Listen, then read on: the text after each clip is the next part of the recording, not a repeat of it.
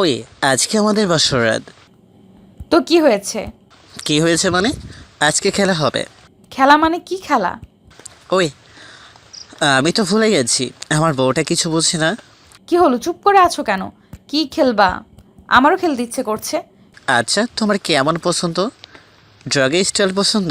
সেটা আবার কি, কিভাবে করে? তোমার শুধু পা দুটো উঁচু করলেই হবে, বাকিটা আমি করব।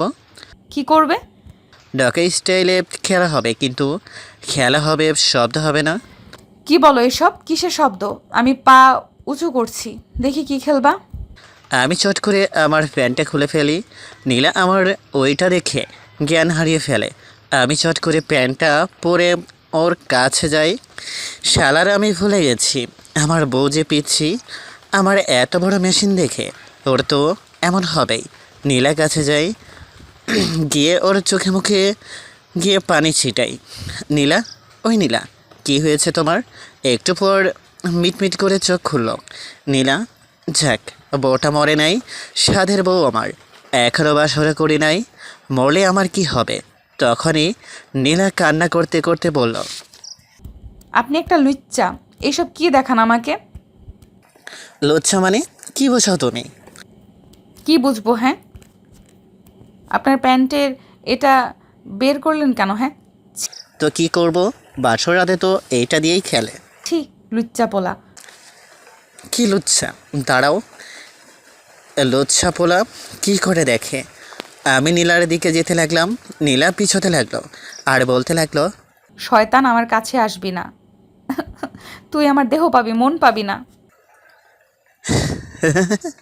সুন্দরী, আমি তোর দেহটাই আজ চাই।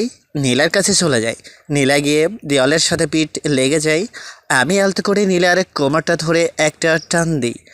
নীলা আমার বুকে এসে পড়ে। ওর বুকের ওই জিনিস দুটো আবার বুকের সাথে মিশে যায়। নীলা চোখ বন্ধ করে রাখে। আমি আর কন্ট্রোল করতে পারছি না। নীলার ঠোঁটের নিচের তিলটা আমাকে পাগল বানিয়ে দিচ্ছে। নীলার ধুপধুপ বুকের শব্দ আবার কানে বাজছে। নীলার ফর্সা মুখটা লাল টমেটোর মতো হয়ে গেছে। আমি ওর ঠোঁট দুটো দখল করে নিই। 5 মিনিট পর দুজন হাঁপাতে থাকি। এরপর আমি ওকে বিছানায় ফেলে দিই। আমি আর নীলার উপর উঠে পড়ি। ওর ওই তরমুজগুলো দেখে আমার মাথা খারাপ হয়ে যায়। টুস করে ওর পেছনের ব্রেটা খুলে দিয়ে ওর তরমুজ দুটোর ভিতরে মুখ ঢুকিয়ে দিই। নীলা আহ করে শব্দ করছিল। আমি ওর সারা শরীরে কিস করতে থাকি। আস্তে আস্তে ওর নিচে নাভির নিচে যেতে থাকি। ওর নাভিতে একটা তিল আছে। ওর সব জায়গায় তিলগুলো আমায় পাগল বানিয়ে দেয়। আর কন্ট্রোল করতে পারলাম না। মুখ ঢুকিয়ে দিই ওর নাভিতে। ও আমার মাথার চুল মুষ্টি করে ধরে রাখছে। আমি প্যান্ট খুলে ফেললাম। নীলা বলল, ওই, এসব কি করছেন? আপনার কি লজ্জা শরম বলতে কিছু নেই? লজ্জার কি আছে বললাম না? ড্রগে স্টাইলে খেলবো। হ্যাঁ, ওইটা লাগিয়েছি। মানে? ছি, আপনি একটা লুচ্চা, আমি আম্মুকে ডাকবো। মেয়েটা পিচ্ছি সেটা জানি, কিন্তু এতটা বোকা জানতাম না। বাসর রাতে বলে আম্মুকে ডাকবে, কেমন লাগে বলেন তো? ওই কী সব বলো? তুমি এখন কি আম্মুকে ডেকে এসব বলবে? হুম, বলবোই তো, যে আপনি আমার সাথে কি কি করছেন, আর ওইটা খুলে কি লাগাচ্ছেন, সব বলবো। ওই চুপ, আর কথা বলবো না। ওর মুখটা চেপে ধরে রাখছি, কথাগুলো বললাম। এরপর ওকে ফোন এর একটা ভিডিও দেখালাম আর বললাম, দেখো বাসর রাতে জামাই বউ কী করে। ওনার নাম জনিদা। উনি তার বউ, তারা বিয়ে করেছে, কিন্তু এই লোকটা ডাক্তার। ওর বউ আসছে ওর কাছে। তুমি কেমনে জানো? মানে আমি জানি, কারণ আমি ওই লোকটার বড় ফ্যান। তাই এইটা বলে ছাদে চলে গেলাম। করাইয়া দিল। পিচ্ছি তো লাগে, কিন্তু তো ও তো পিচ্ছি না, আমার থেকে মাত্র 3 মাসের ছোট। তাহলে পিচ্ছি কিভাবে হলো?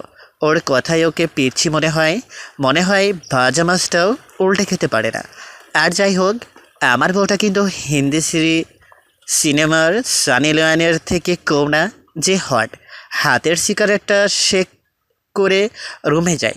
রুমে গিয়ে দেখি তো আমি পুরাই অবাক। কি এটা দেখছি? নীলা সব খুলে ভিডিও দেখছে। আর সারা শরীরে ঘেমে টপ টপ করে ওর পানি পড়ছে। খেয়াল করলাম, হাতের সিগারেটটা শেষ করে রুমে যাই। রুমে গিয়ে দেখি তো আমি পুরোই অবাক। কি এটা দেখছি? নীলা সব খুলে ভিডিও দেখছে আর সারা শরীরে ঘেমে টপ টপ করে ওর পানি পড়ছে। খেয়াল করলাম ওর গায়ে পানিগুলো বুকে গিয়ে পড়ছে। আমি কন্ট্রোল করতে পারলাম না। নিজের বউয়ের এমন হট দেখিয়ে কে সামলিয়ে থাকতে পারে?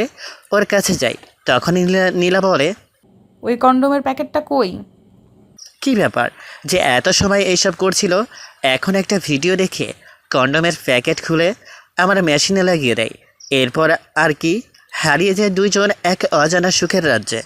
আমাদের গল্পটা কেমন লাগলো অবশ্যই কমেন্ট করে বলবেন।